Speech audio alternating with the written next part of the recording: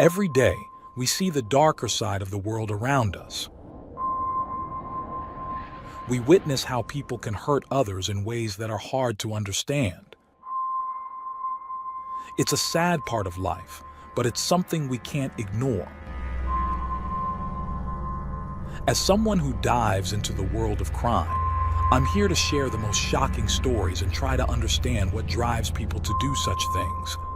I'm Michael, and today, I've got another unreal true crime story for you. The night was quiet, but inside one apartment, something terrible was happening. The walls would hold a dark secret, a crime so horrifying that it would take months for the truth to surface. Shannon Graves had no idea that this night would be her last. At first, no one realized she was missing. Days turned into weeks, and life went on as usual, except for those who knew her best. They sensed something was wrong. Where had Shannon gone? Why wasn't she answering her phone? The more they searched for answers, the more unsettling the truth became. It wasn't just a disappearance. It was something far worse. A story of lies, jealousy, and a desperate attempt to erase someone from existence. But justice has a way of catching up, and soon the shocking truth will begin to unravel.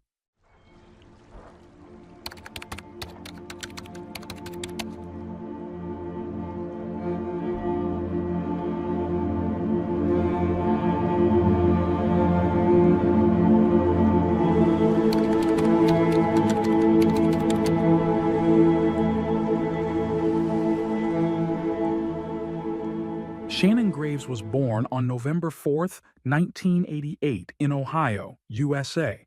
She was the daughter of Christine Graves, a single mother who later rebuilt her life with a man named Ronnie.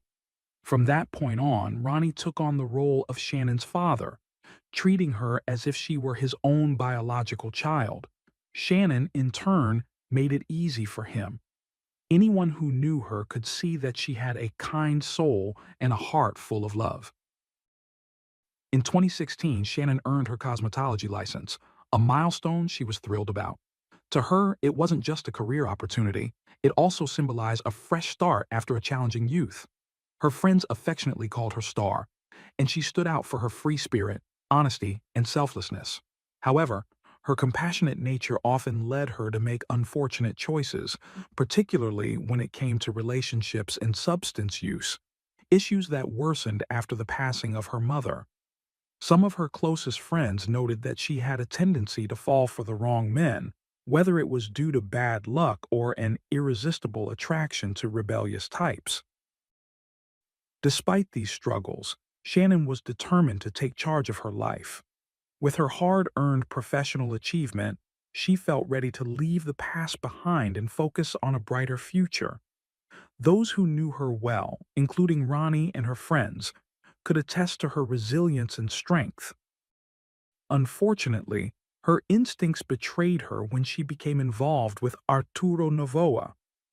Arturo, originally from Puerto Rico, was charismatic and had a passion for music, but he was also extremely private about his personal life. That secrecy likely stemmed from his extensive criminal record, which dated back to 2004 when he was arrested for assault and property damage. Months later, he faced charges for escaping prison and obstructing official duties. By 2006, he was charged with felony fleeing after a police chase, followed by an aggravated arson charge later that year. After serving time, he was again arrested in 2008 for trespassing after being evicted from his residence. In 2010, he faced weapons and unlawful entry charges. Court records painted a picture of a man deeply entrenched in criminal activity, making ends meet through illegal means.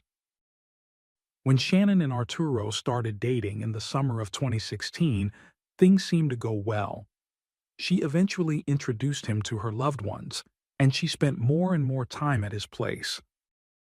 That same year, she welcomed a puppy into her life, a source of joy and companionship. During the holiday season, Shannon gathered with her family for a celebration filled with food, laughter, and gift exchanges. No one could have imagined that it would be the last time they would all be together. 2 months later, Shannon ran into her sister Debbie DePaul while with Arturo. Their conversation was brief, but they mentioned Debbie's upcoming birthday in March, for which Shannon had already begun planning. However, when the day arrived, Shannon never showed up, a surprising and uncharacteristic absence. At first, her family assumed she was simply busy and would join them later, but she never did. Even more concerning, she didn't call or send a message, not even to wish Debbie a happy birthday. When she also missed the Easter gathering the following month, alarm bells started ringing. As the weeks passed, her family's worry deepened. Repeated calls and messages went unanswered. Finally, Ronnie reached out to Arturo, who claimed that he and Shannon had broken up and that she had moved to Cleveland to be with someone else. However, when Ronnie and Debbie tried to contact her directly, they had no luck. Determined to find answers, they went to Shannon's apartment hoping for clues. What they found only raised more concerns. Her car and phone were still there, but there was no sign of her beloved dog. Meanwhile, around the same time, Arturo was arrested for drug-related charges. Shannon's family spent the following weeks consumed by fear and uncertainty. Then, in June, Debbie officially reported her disappearance to the police. In their report, family members acknowledged Shannon's past struggles with addiction, but emphasized that she had never gone this long without contacting them.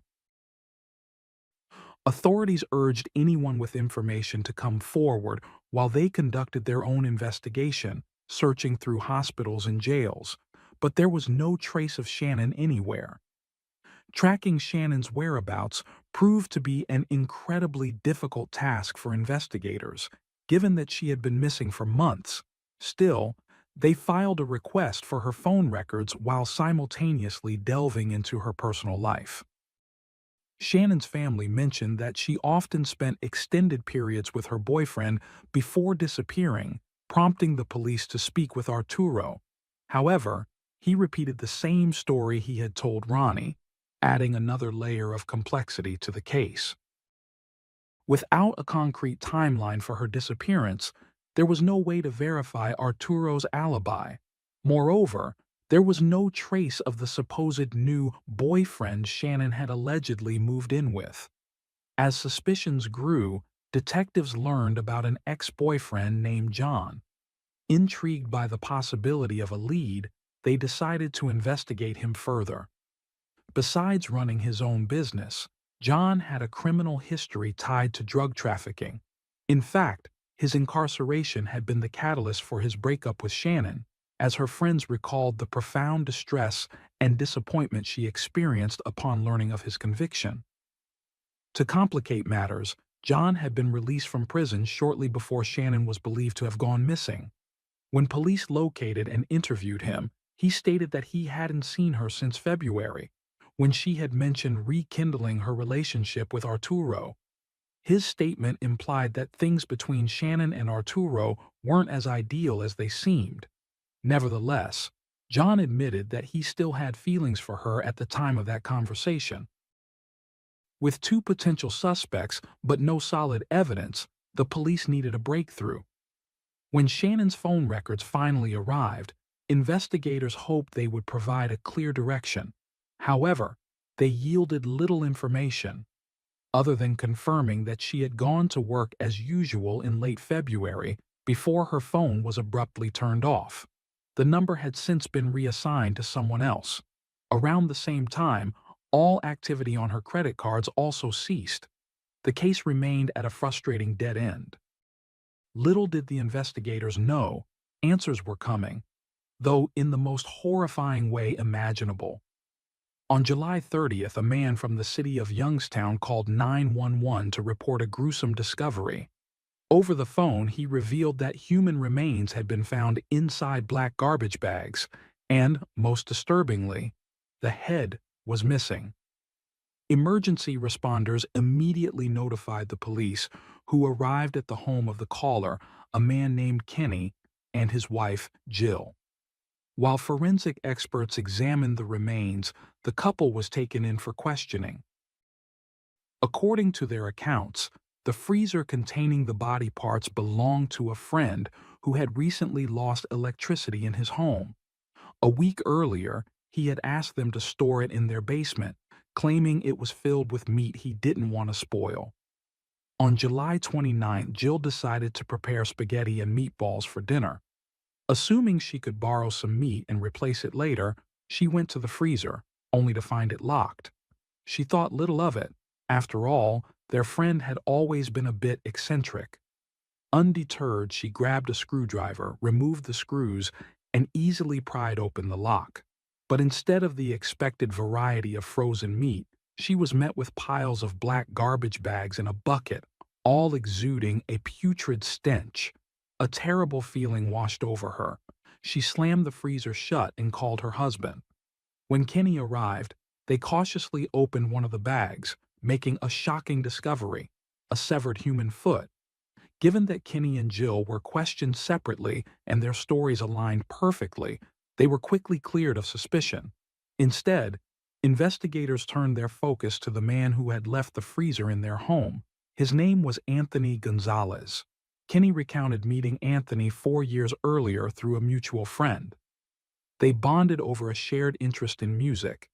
Anthony had audio equipment and had mentioned his desire to record rap songs. Although they occasionally hung out, Gene never considered him a close friend. He noted that Anthony was unpredictable and at times even aggressive. Despite the couple's cooperation, the true identity of the victim remained unknown.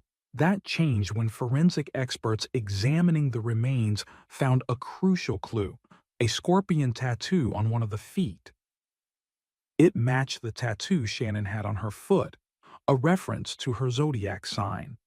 While further tests were necessary, it became increasingly clear that the body belonged to Shannon. Now, the investigators faced a daunting question: how and when had she ended up in that freezer? Shortly after, Ohio's lead prosecutor held a press conference to address the chilling case, which was quickly shaping up to be one of the most disturbing in recent history. Although the medical examiner couldn't determine the exact cause of death without the victim's head, Shannon's identity was confirmed through fingerprint analysis. Her family was devastated upon learning the fate of their beloved daughter and sister. Months after her disappearance, the grim reality was far worse than anything they had imagined. Despite their overwhelming grief, Shannon's loved ones came together to honor her memory with a candlelight vigil in a beautiful local park. Speaking to reporters, Debbie expressed her belief that Shannon's soul had found peace and that the event was meant to celebrate her life rather than dwell on sorrow. That evening, dozens of attendees lit candles and released lanterns into the sky, many of them wearing shirts with messages dedicated to Shannon. A close friend vowed to carry Shannon's spirit forward, refusing to let tragedy define her legacy. Although her family shared that sentiment, they could not hide their pain. Ronnie, too heartbroken to appear on camera, confided that his grief was indescribable. He had loved Shannon as his own daughter and now longed for justice. Meanwhile, investigators intensified their search for Anthony. It wasn't long before they uncovered a critical piece of information. Anthony Gonzalez was merely an alias. His true identity was someone they had already considered a suspect. As the investigation into Shannon's disappearance continued, new revelations surfaced rapidly. Authorities discovered that Arturo had been in a relationship with a woman named Katrina Layton, who moved into his home just 2 weeks after Shannon was last seen alive. Given Arturo's extensive criminal record, police wasted no time in pursuing him. Both he and Katrina were arrested, and their residence was thoroughly searched. Investigators found red stains on the walls, a knife, and a manual for the freezer where Shannon's remains had been discovered. Kenny, who had previously thought his friend's name was Anthony, was shocked to learn Arturo's real identity. He wasn't alone in his confusion, as Arturo frequently used aliases, possibly to conceal his past, which included activities linked to illicit substances. During questioning, Arturo remained calm and repeatedly denied any involvement in Shannon's death, claiming he had no knowledge of her whereabouts. He also distanced himself from the freezer. Katrina echoed his statements, but their denials unraveled when police found a key among her belongings that fit the freezer's lock. This discovery directly connected them to the crime, ensuring they remained in custody as the investigation progressed. Meanwhile, John, Shannon's ex-boyfriend, played a crucial role in uncovering more details. Through conversations with Shannon's acquaintances, he learned about a bonfire gathering attended by Arturo. According to a witness, Arturo had used the fire to burn personal belongings. When asked, he claimed the items were Shannon's clothes, and he was destroying them as revenge for supposed infidelity. That night, he was joined by a friend named Andrew Herman, and together they continued burning clothing. Investigators searched the location and found remnants of the fire, including a bracelet that belonged to Shannon. As the case unfolded, they contacted a woman familiar with Andrew and his wife Michelle. She revealed that Arturo and Katrina were responsible for Shannon's murder, while Andrew assisted in dismembering the body. According to the witness, Katrina had long despised Shannon out of jealousy, and that resentment was mutual. The case took an even more disturbing turn when neighbors reported seeing Katrina walking Shannon's dog and using her credit cards for small purchases around the neighborhood. It appeared she had taken over aspects of Shannon's life. In the midst of these developments, Ronnie passed away unexpectedly, never seeing justice served. Debbie, overwhelmed with grief, sought therapy while taking care of her younger brother and Shannon's beloved dog. Meanwhile, both Andrew and Michelle were placed in pretrial detention. Authorities had strong evidence that Michelle had threatened witnesses in an effort to obstruct the investigation and cover up the crime. As the case was presented to a grand jury, a clearer version of the events emerged. On February 24, 2017, Arturo killed Shannon, most likely in the presence of Katrina. Later, he invited Andrew over, and upon his arrival, Arturo requested his help in dismembering the body. The trio attempted to dissolve parts of Shannon's remains in sulfuric acid, but did not have enough to complete the process. They disposed of her head while storing other body parts in the freezer. Some remains were discarded in an unknown location that authorities have yet to uncover.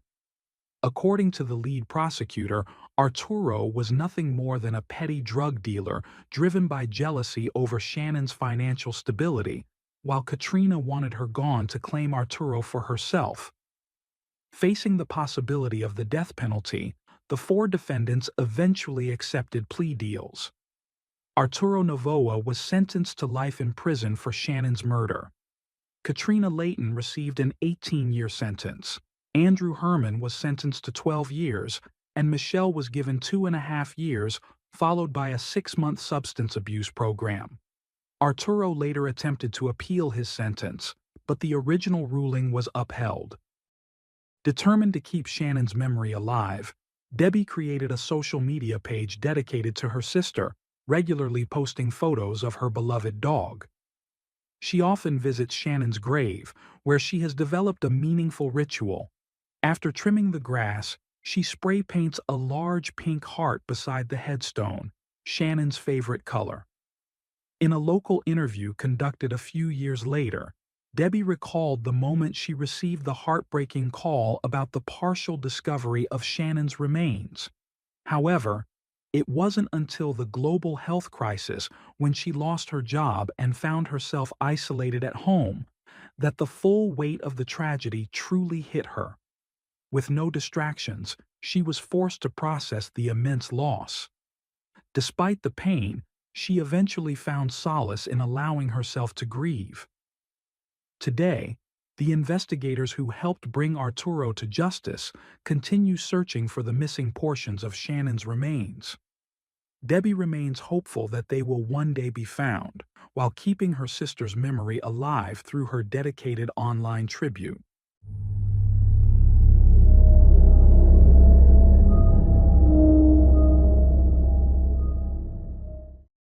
Thanks for tuning in to Unreal True Crime. If you're intrigued by mysteries from around the world, check out our new channel, Latin Crimes, where we dive into the gripping true crime stories of Latin America. Don't miss out. Subscribe now for more thrilling investigations.